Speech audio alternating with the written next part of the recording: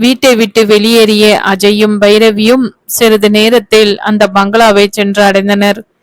டாக்ஸிக்கு பணத்தை கொடுத்துவிட்டு ஒரு கணம் அந்த அலங்காரமான பெரிய கோட்டையும் அதன் பின்னே இருந்த பங்களாவையும் பார்த்தவன் மெல்ல காரை விட்டு இறங்கி பைரவியையும் இறங்க சொன்னான். வாசலில் காவலுக்குரிய அறையில் இருந்த செக்யூரிட்டியிடம் சென்றான். அவன் பின்னையே வேகமாக நடந்தாள் பைரவி. கேட்டில் இருந்த காவலாளியிடம் தாங்கள் ஆனந்தை சந்திக்க வந்திருப்பதாக சொன்னவன் அப்பொழுதுதான் காரிலேயே பணத்தை கொடுத்த பின் பர்ஸை சீட்டிலேயே விட்டுவிட்டு வந்து விட்டதை உணர்ந்தவன், ஷிட் பைரவி, ஐ ஆம் லெஃப்ட் மை வாலெட் இந்த கார், நீ உள்ள போ, நான் வந்து விடுகிறேன் என்றவன், மேடம உள்ள அனுப்புங்கள், நான் இதோ வந்து விடுகிறேன் என்று சொல்லி மீண்டும் வெளிப்பக்கம் போய் கார் அதிக தூரம் போய் விட்டதா என்று பார்த்தான். கார் போயே விட்டது. அதற்குள் செக்யூரிட்டி உள்ளே வீட்டிற்கு போன் செய்து விசாரித்து விட்டு, நீங்க போங்கம்மா, அதோ அந்த நடப்பாதையிலே போங்க என்று கேட்டை திறந்து அவளை உள்ளே அனுப்பினான்.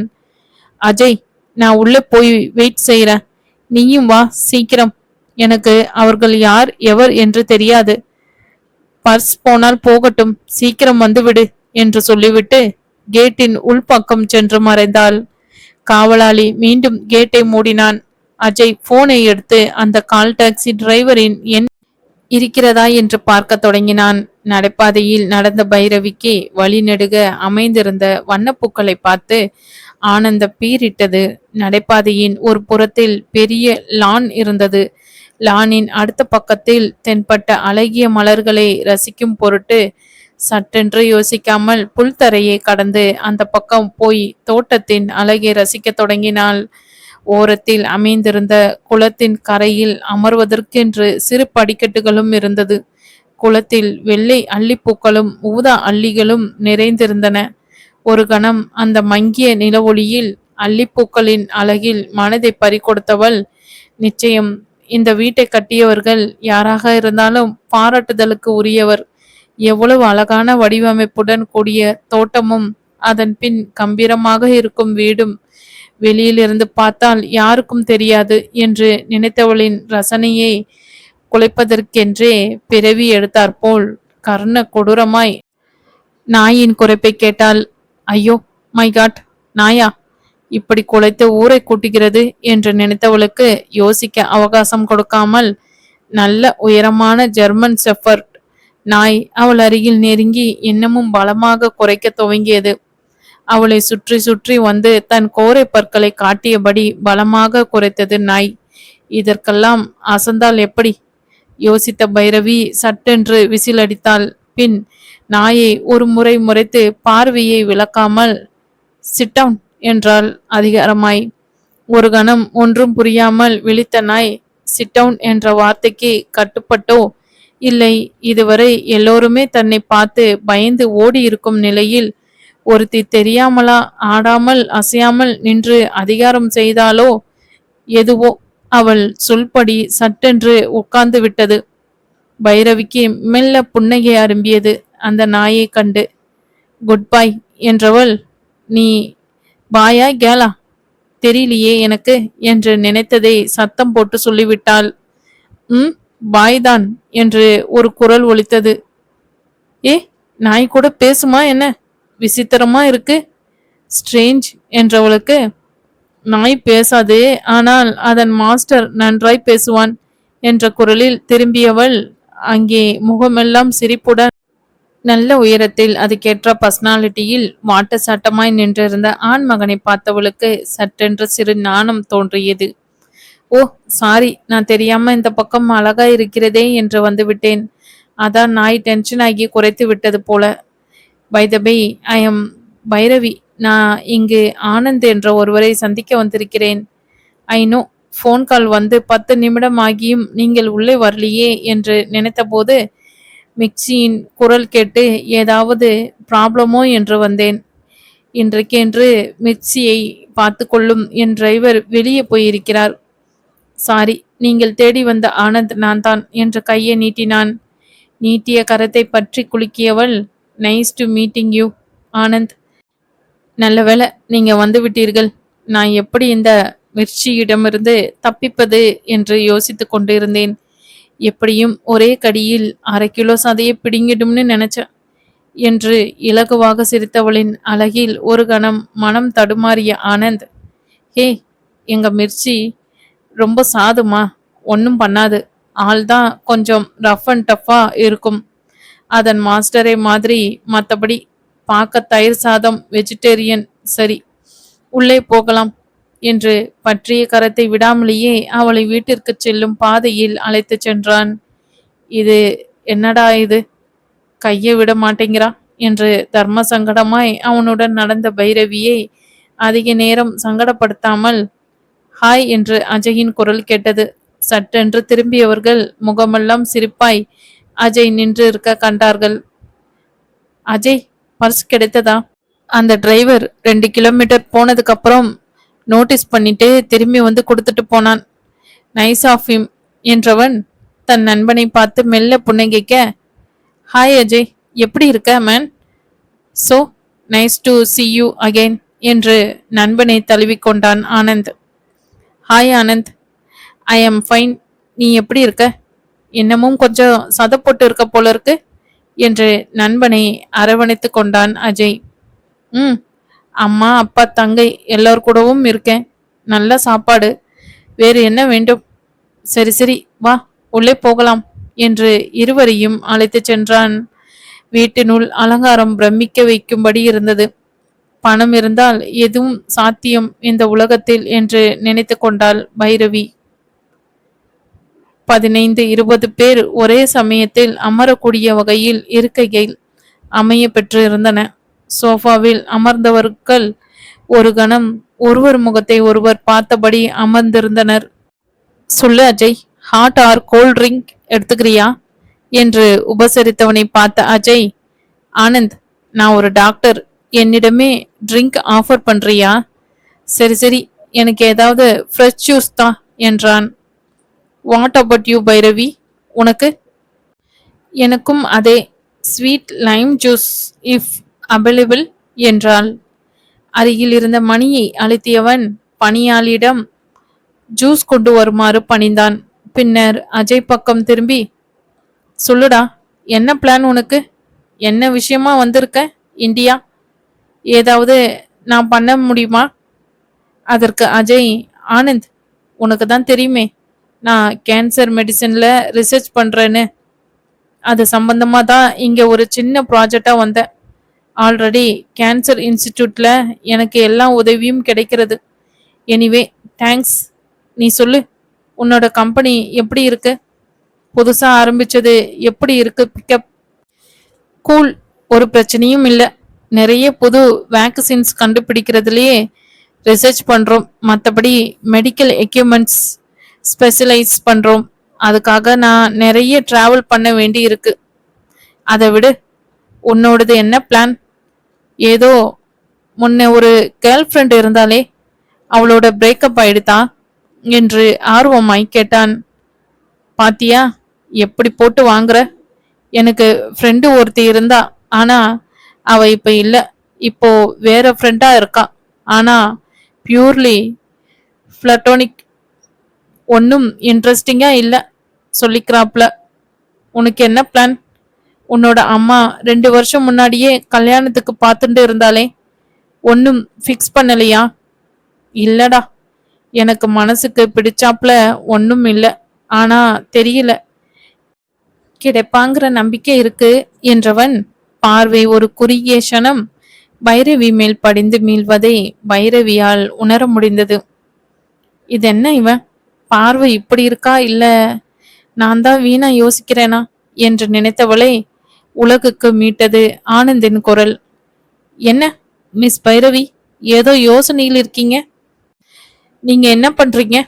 அதெல்லாம் சொல்லலையே என்று கேட்டவனை பார்த்து லேசாய் புன்னகைத்தவள், இல்ல மிஸ்டர் ஆனந்த், ஏதோ நினைப்பு, சாரி.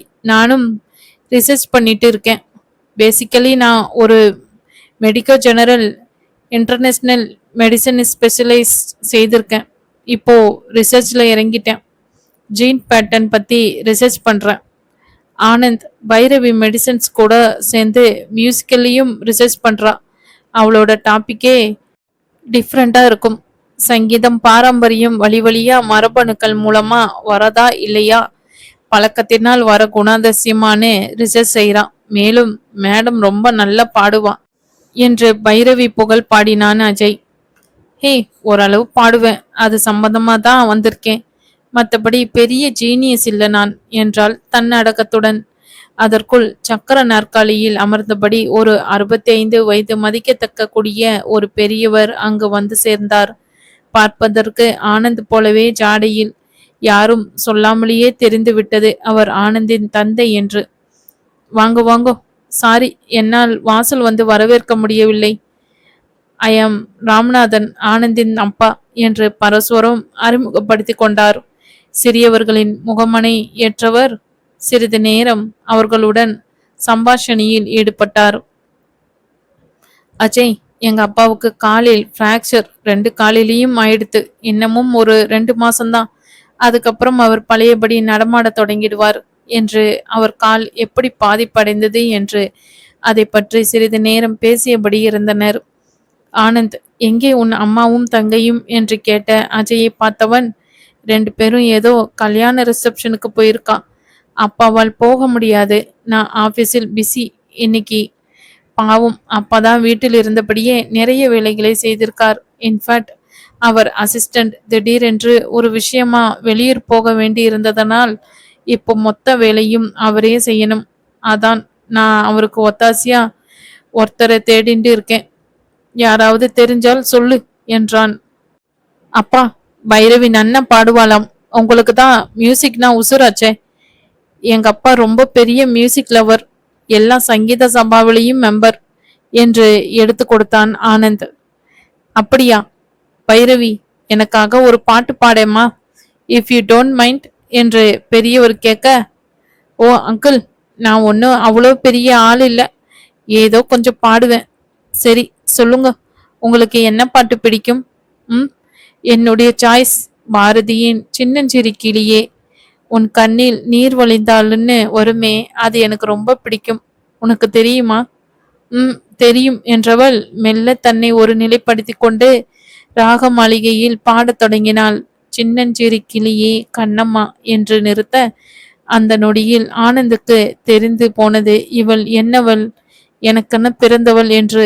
படப்படவென்று கைத்தட்டல் ஒளியில் கண்களை திறந்த பைரவிக்குள் சிறு வெக்கம் பரவியது. நிமிர்ந்து ஆனந்தை பார்த்தவளுக்குள் ஒரு சிறு சிலிர்ப்பு ஓடியது. ஏன் இவன் இப்படி பார்க்கிறான்? கண்களில் நீர் வழிய அமர்ந்திருந்த ராமநாதன் சில நிமிஷங்கள் பேச்சை மறந்து ஏதோ ஒரு உலகத்துக்கு கொண்டு செல்லப்பட்டார். மெல்ல தன்னை சுதாரித்தவர், மை காட், என்னம்மா சொன்ன? நீ ஏதோ பாடுவேன்னு, இது எதுவோவா? இதுதான் இசை, கட்டி போட்டுடுத்து என்ன? எனக்கு என்ன சொல்றதுன்னே தெரியல. ஆனா God bless you my child என்று தழுத்தழுத்தார்.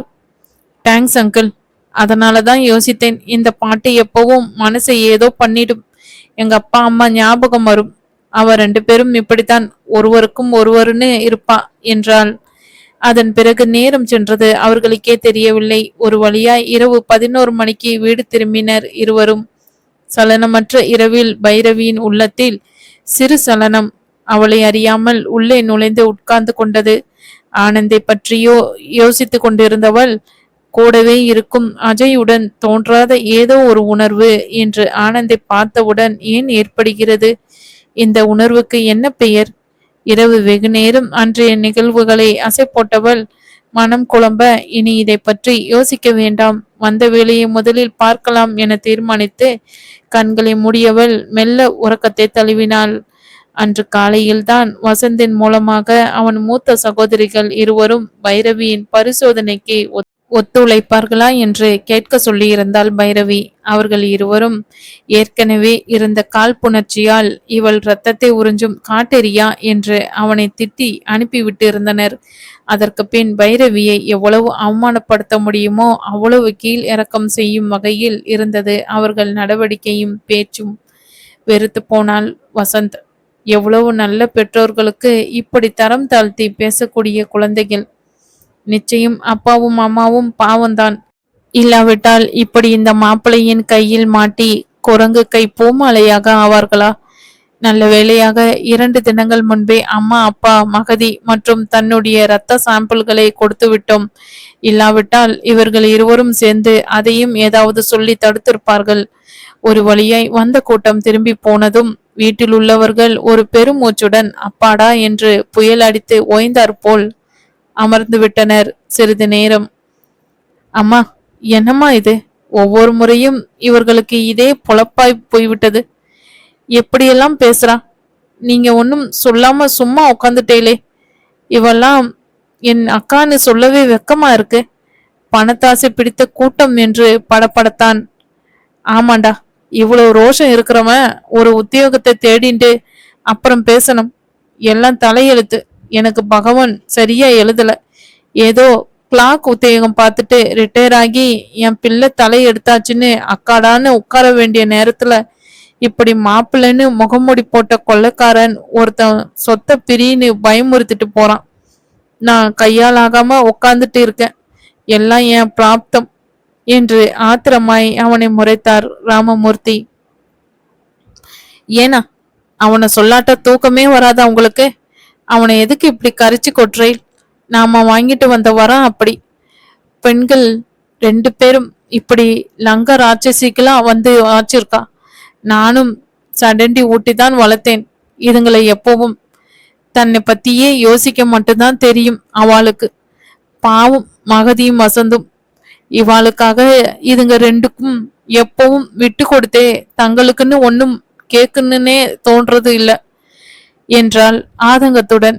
தலையை 2 கையால் பிடித்தபடி குளித்து முடித்துவிட்டு பவளமல்லி மாலையுடன் வீட்டுக்குள் நுழைந்தாள் மகதி. கூடவே பைரவி. வாங்கம்மா மகதி, போ, பைரவிக்கு காப்பிய கொடு. அஜய் எங்கம்மா? பின்னாடி வராரா என்று கேட்டவளின் பக்கத்தில் தரையில் அமர்ந்த பைரவி, மாமி, ஒன்னும் அவசரம் இல்ல. அஜய் இன்னைக்கு காலங்காத்தாலேயே சடனா எதுக்கோ கிளம்பி மாயூரம் போயிருக்கார். அதான் அவன் சொந்த ஊராம். யாரோ அங்க அவ ரிலேட்டிவ் பார்க்கணும்னு போயிருக்கார். வரத்துக்கு 2 நாள் ஆகுமாம். மாயவரம் என்ற பெயரை கேட்டதும் நிமிர்ந்து அமர்ந்த சாரதா, அஜய்க்கு சொந்த ஊர் மாயவரமா? அட, இத்தனை நாள் தெரியாம போச்சே. எனக்கு கூட மாயவரம் தான் சொந்த ஊர். கல்யாணத்துக்கு அப்புறம்தான் இங்க வந்தோம். எங்க அம்மா அப்பா கூட எனக்காகவே அங்க இருந்து கிளம்பி இங்க வந்து செட்டில் ஆனா. இதெல்லாம் ஒரு காலம். இன்னமும் எங்க ஊர் மயூரநாதரே நினைச்சாலே சிலிர்க்கும். அவ்வளவு அழகு எங்க ஊர். பச்சை பசேல்னு வயலும் தோட்டமுமா என்று தன் இளம் வயது நினைவுகளில் மூழ்கினாள் சாரதா. யாரம்மாம், உனக்கு ஏதாவது தெரியுமா என்று கேட்ட வசந்தை பார்த்து முறைத்த ராமமூர்த்தி, இத தெரிஞ்சுட்டு நீ என்ன பண்ண போற? முதல்ல ஏதாவது உத்தியோகத்தை தேடுற வழிய பாரு. சொல்லிட்டேன். அடுத்த மாசத்துல இருந்து நிச்சயம் உனக்கு பாக்கெட் மணி கட்டு. 26 வயசாகுது. இன்னமும் கூட பொறுப்பு இல்லாம படிக்கிற, கிளாஸுக்கு போறேன்னு தண்டமா சுத்தின்ட்டு இருக்க. மாப்பிள்ளை கேட்டதுல என்ன தப்பு? பேச வந்துட்ட. அப்பா என வசந்த் தழுக்க, ஆமாண்டா அப்பாதான். நானும் எவ்வளவோ சொல்லி பார்த்துட்டேன். என்னதான் பண்ணுவேன்? பொண்ணுக்கு கல்யாணம் பண்ணுவேனா இல்ல பிள்ளைக்கு வேலை இல்லைன்னு கஷ்டப்படுவேனா? எதுக்கடா நமக்கு இந்த பெரிய கனவு? நாமால முடியுமா? யோசிக்க மாட்டியா? சப்போர்ட் எதுவும் இல்லாத நமக்கு ஏன் இந்த வீண் வேலை? இன்ஜினியரிங் படிடானா? நல்ல மார்க் எடுத்தும் ஹிஸ்டரியும் பொலிட்டிக்கல் சயின்ஸும் தான் படிப்பேன்னு சண்டை போட்டு படிச்ச. அப்போ நான் கூட ஏதோ பிள்ளையாண்டான் ஒரு வெறியா நிச்சயம் IAS கிளியர் பண்ணிடுவான்னு நினைச்சேன். ஆனா இப்ப எனக்கு கொஞ்சமும் நம்பிக்கையும் இல்ல, பணமும் இல்ல, வயசும் இல்ல என்கிட்ட என்றவருக்கு கண்களில் நீர் ததும்பியது. அங்கிள், அப்பா, என்ன என்று பைரவி, வசந்த் மற்றும் சாரதாவும் பதறியபடி அவர் அருகில் சென்றனர். அப்பா, என்னப்பா இது? நீங்களே இப்படி கலங்கினால் நாங்க என்ன பண்ண முடியும்? என்னை மன்னிச்சுக்கோங்கப்பா. எனக்கு நிச்சயம் இன்னமும் நம்பிக்கை இருக்கு. இந்த வாட்டி நான் கிளியர் பண்ணிடுவேன்னு. இல்லைன்னா நான் நீங்க சொல்றாப்புல வேற வேலை தேடிக்கிறேன். கடைசியா ஒரே ஒரு சான்ஸ் தாங்கோ எனக்கு என்று அவர் காலடியில் அமர்ந்து கண்ணீர் பெருக இறைஞ்சினான். ஏன்னா நீங்க மனசு தளர விடாதீங்கோ. அவன் தான் சொல்றானே என்ற சாரதாவை நிமிர்ந்து பார்த்தவர், சாரு, எனக்கு மட்டும் என்ன, என்னோட ஒரே பிள்ளை எப்பவும் வறுத்து வாயில போட்டுக்க ஆசையா? நான் என்ன பண்ணுவேன்? என் நிலைமை அப்படி. நம்ம கிட்ட சொத்து இருந்தும் அதை எடுக்க முடியாத நிலை. யாருக்கிட்டையும் இதுவரை கையேந்தினதும் இல்ல. இப்போ கடனை வாங்கிட்டாலும் அதை எப்படி நான் திரும்பி கொடுப்பேன்? முதல்ல என்னை நம்பி யார் கொடுப்பா? ஏதோ குத்தகைக்காரன் அப்பப்போ கொஞ்சம் என்னோட அப்பா வழி நிலத்திலிருந்து கொடுக்கறதையெல்லாம் என் பொண்ணுங்களுக்கு தானே சேர்த்து வைக்கிறேன். அங்கிள், சாரி, என்ன தப்பா நினைக்காதீங்க. இந்த ஊர்ல எல்லோரும் ஏதோ ஒரு எக்ஸ்ட்ரீம்ல தான் பேசுறேன். மிதமா வாழ்க்கைய அதன் போக்குல எடுத்துக்கவே மாட்டேங்கிறேன். உங்களுக்கு என்னதான் பிரச்சனை? என்னையும் உங்க பொண்ணா நினைச்சு சொல்லுங்க. நான் என்னால முடிஞ்சதை பண்றேன். என்கிட்டயும் சேவிங்ஸ் இருக்கு. என் சொந்த உழைப்புல சேர்த்த பணம். யாரும் ஒன்னும் சொல்ல மாட்டா. சொல்லுங்க, உங்களுக்கு என்ன தேவை என்று கேட்ட பைரவியை பார்த்தவர், அதெல்லாம் நன்னா இருக்காதுமா. நீயும் சின்ன பொண்ணு. நாளைக்கு உங்க அப்பா அம்மாவுக்கு பதில் சொல்லணும் என்று அவளை நேரை பார்க்காமல் வேறு பக்கம் பார்த்தார். சாரதாவிற்கு ஒரு சின்ன சலனம். இவள் பேசுவதை என்று மனதில் ஏதோ என்ன குழப்பம். சரி, நீங்க சொல்ல வேண்டாம், நானே தரேன். மகதி எனக்கு ஒரு அக்கா மாதிரி, டீச்சர் எனக்கு அம்மா மாதிரி. ஸோ அப்பா அம்மாக்கு ஒரு கஷ்டம்னா பொண்ணு உதவதானே வேணும். அந்த மாப்பிள்ளை ஆத்துக்கார கேட்ட காரை நானே என்னோட கிஃப்டா வாங்கி தரேன் மகதிக்கு என்றாள். அதற்குள் வசந்த், பைரவி, நீங்க எதுக்கு அவ்வளோ பெரிய கிஃப்ட் தரணும்? அதெல்லாம் தப்பு என்று மறுத்தான். தப்பாவது சரியாவது அதெல்லாம் அவ மனசை பொறுத்து இருக்கு. நீங்க சும்மா இருங்க வசந்த். நாளைக்கே நானும் மாமாவும் போய் காருக்கு அட்வான்ஸ் கொடுத்துட்டு வரோம் என்று முடித்தாள். இல்லம்மா, எதுக்கும் நீ உங்க அப்பா அம்மா கிட்ட என்று இழுத்த ராமமூர்த்தியை ஒரு நேர்பார்வை பார்த்த பைரவி, மாமா, உங்களுக்கு என்ன தெரியணும்? இப்போ எங்க அப்பா அம்மா ஒன்னும் சொல்லக்கூடாது, அவ்வளவுதானே. இருங்கோ, நான் உங்க எதிரிலேயே பேசுறேன் என்று போனை எடுத்தவள் தன் தந்தையை கூப்பிட்டு விவரம் தெரிவித்தாள். பின் ஸ்பீக்கரில் போட்டவள், அப்பா, இவ எல்லோரும் நான் கிஃப்டா அதை கொடுக்கறேன்னு சொன்னா எங்க அப்பா அம்மா தப்பா நினைச்சுக்க போறேன்னு சொல்றாப்பா. நீங்களே மாமா கிட்ட பேசுங்கோ. நான் ஸ்பீக்கரில் தான் போட்டு இருக்கேன் என்றாள். ஹலோ, ராமமூர்த்தி சாரா? நமஸ்காரம். நான் டாக்டர் விஸ்வநாதன் பேசுறேன். ரொம்ப சந்தோஷம் உங்க பொண்ணுக்கு நிச்சயமானதுல. நீங்க நிச்சயம் பைரவி தரதை ஏத்துக்கணும். அவளும் உங்க பொண்ணு மாதிரி தான். அவ எங்களுக்கு பல வருஷம் கழிச்சு கிடைச்ச வரமா வந்தவ. அவ ஒரு நாளும் தப்பா பேசவோ செய்யவோ மாட்டா. எங்க பொண்ணு மேல எங்களுக்கு பரிபூர்ண நம்பிக்கை இருக்கு என்று மேலும் 1/2 மணி நேரம் பேசிவிட்டு லைனை கட் செய்தார்.